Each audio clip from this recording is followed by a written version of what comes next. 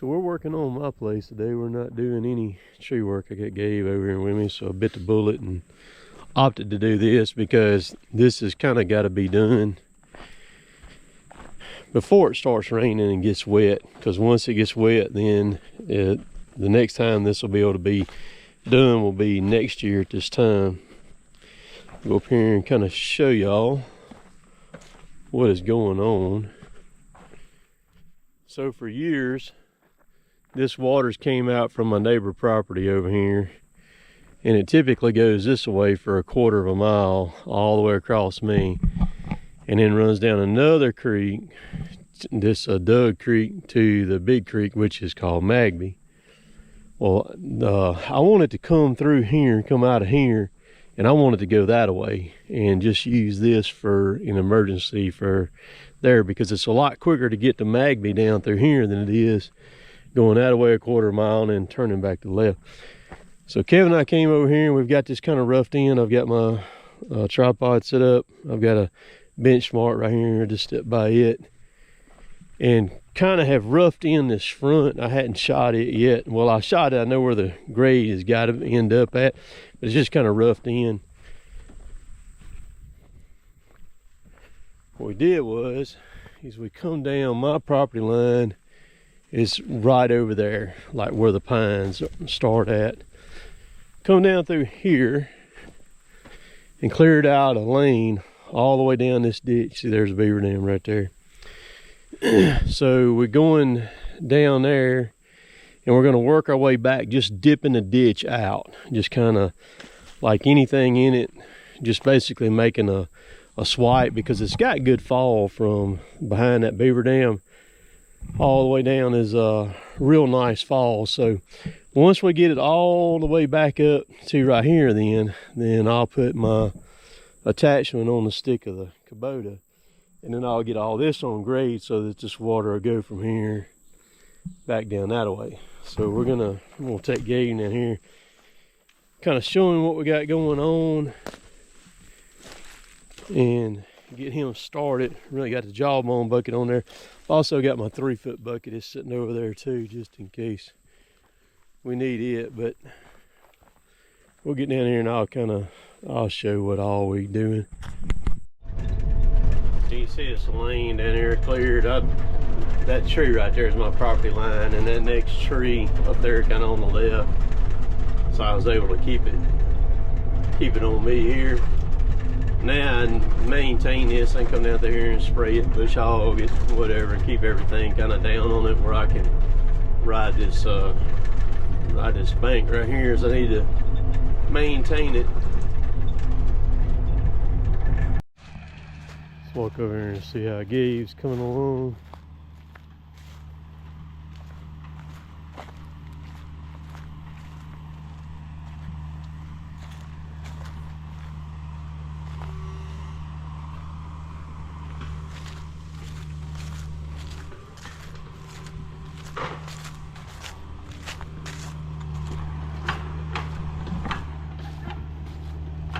Get the bucket all shiny.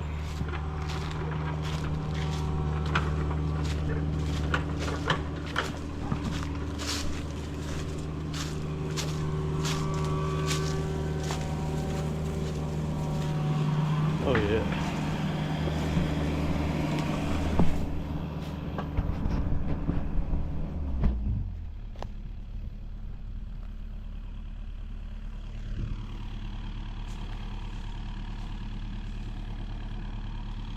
Like it? Yeah, looks good. I seen a snake down there. Where? A big one? That was probably about that big. I tried whacking with the bucket, but you didn't get him? You said it's too fast. Yeah. You don't want it in a hole. Maybe you're not fast enough. Nah, I blame the snake. It might still be there. Yeah. Could you tell what it was? I don't know. It might have been just a rat snake. Yeah, I ain't worried about no rat snake. Yeah, that looks good down through there.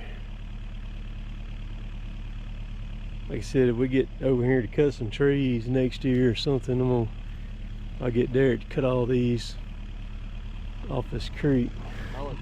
Get all that done. You can go on up, you know, past that, just past where that tree is right there. Nah, the next one up. And then the beaver dam's up there at that next one's where it's at. And you can stop just past that one right there. Like right in there where I crossed at, you can do that. So, all right, I'm gonna work on some quotes while you're catching that last little bit there then.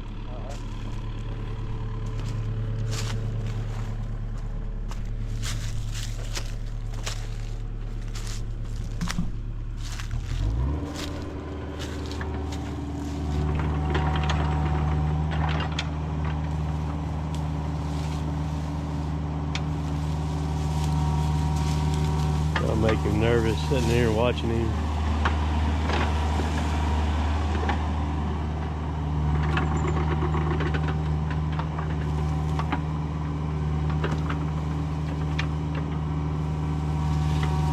This down through here really didn't need much. It just a little bit of cleaning out.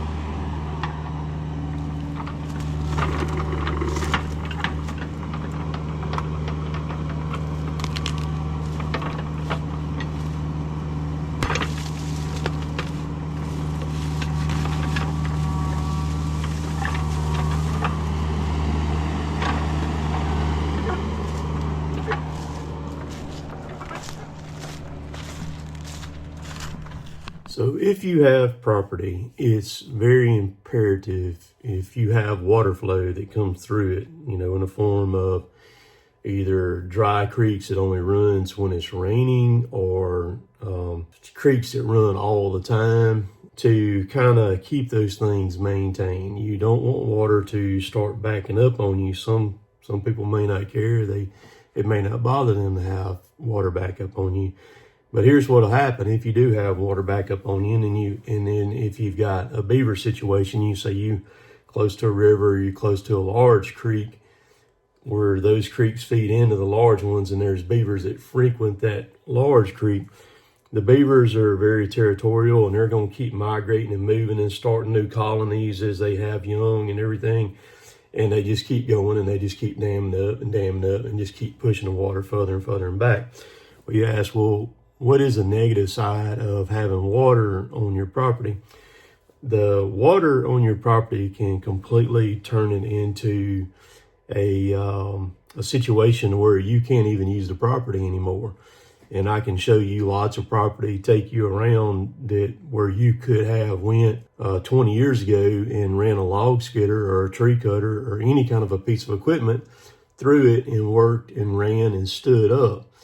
And now today you are doing everything you can just to walk on the property with rubber knee boots on, because the ground is so rotten up under it that you just sink right through it. So trees and water do not really coincide standing water. There's only very few tree species that can grow in standing water. Your birches, your cypress, what have you, trees like that, they can grow in standing water. Your high value trees, your oaks, anything along those lines, normal hardwoods, pines, they're not going to make it in standing water. So you can start having a place that the water kind of backs up on, and you'll see it over the years. It just kind of deteriorates. The timber on it just loses away. Some people, it may not matter to that, but I know most of the people that I know who own property and land, they want to be able to use their property, you know, have roads on it, you know, recreational value and what have you. And if it's the water does that, then it makes it kind of impossible to do that. Even some of these places, if you're a duck hunter, would be very difficult to try to navigate to get into to where you could even duck hunt, because they don't even have like a bottom in them. Even with like chest waders, when you step, you're stepping down, sinking through the bottom silt line up to your knees, and you can't walk through that stuff like that or anything. What we did is came in there, and some stuff I filmed, but a lot of it I didn't, because we were in such a hurry to get this done, because we had a very short window. We didn't stop getting rain here till about the middle of July. And then it took it a few weeks to kind of dry up to where we could, get a truck down in there to where this is. We hammered that thing out. We went down through there and dipped that ditch out first, just kind of cleaned it out to where I could go down through there with a grade rod with my laser and shooting it to see where the high spots was in it. Once Gabe and I got that done, then I put the receiver then on grade rod on my boom of the Kubota and shot it on the slope, and then took it and finished it all the way down and did that entire ditch all the way down through there like that, and got it dipped out along with several other ditches on the property, cleaned them out. That's why I went up there and got with Anthony Hunnell earlier this week to learn some stuff about the beavers and beaver trapping, because I've done it. I've caught a lot of beavers over the years, but I didn't know some of the deep ins and outs on them. And so you can catch the easy beavers, the easy animals, anything that you're doing in trapping. It's the ones who are smart that I want to get. I want to knock the easy ones out too, obviously, but I also want to get the pretty smart on trapping. I want to outsmart them and get them out. You're not going to get them all, but you can control it. Every one that you take out, that's one less that's there that can eat up a tree or dam up a creek so that water flow down. So I'm wanting to kind of keep, it's going to take me a few years, to kind of work it. I've got it maintained. And so what I've done is I've got it situated to where I can kind of get anywhere on the property that I need to. And this is just the lower end of my property. It's only about, property's 161 acres. Where I'm dealing with this is probably about somewhere between 40 to 50 acres. But the thing is, since I've helped Tommy own the place before I owned it, I always kept the dams dug out during the wintertime. So the beavers, they would come in there once the water started running, they would get dams going and they would start to back up. And then I'd take the dams out, during the spring. So the water never got a chance to just sit there and ruin the property that he had right there. But on either side of my property, that's what you run into. They dammed up these huge lakes, and I wasn't going to work the beavers, wasn't going to do it because not getting paid on it. And doing that stuff with beavers and trying to trap them and everything is an insane amount of work for anybody, whether you're a landowner or an individual trapping. So if you get a trapper out and he gives you a price, it's a lot of work, trust me, to get in there, especially the water trapping. The water trapping is very, very difficult to do because you're obviously in water and mud the whole time, and it's tough. But we did a lot of work down there this year, put in several culverts, regraded back over them, hauled a big riprap in there. I had 33 tons of riprap. Kevin and I placed on that and hauled some gravel in there on those crossings where we put the new roads in over the culverts and gravelled them last Friday. Did a lot of stuff. I'll probably ride around at some point and kind of show everything. But the first thing, I sit there, I'm looking at things that needed to be done.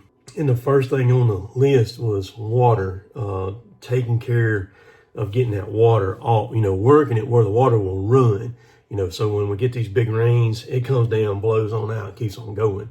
And that was my first goal. And then we'll start working on other stuff. So I'm well ahead of what I kind of had in mind I wanted to do. I wanted to be able to get it done a little bit earlier in the year, but again, it didn't start drying up till about August. So fast forward to now, it's October the 30th. We have gotten a fair amount of rain this month. It started about the week of the 9th when we got the first rain. It's not been like a ton of rain.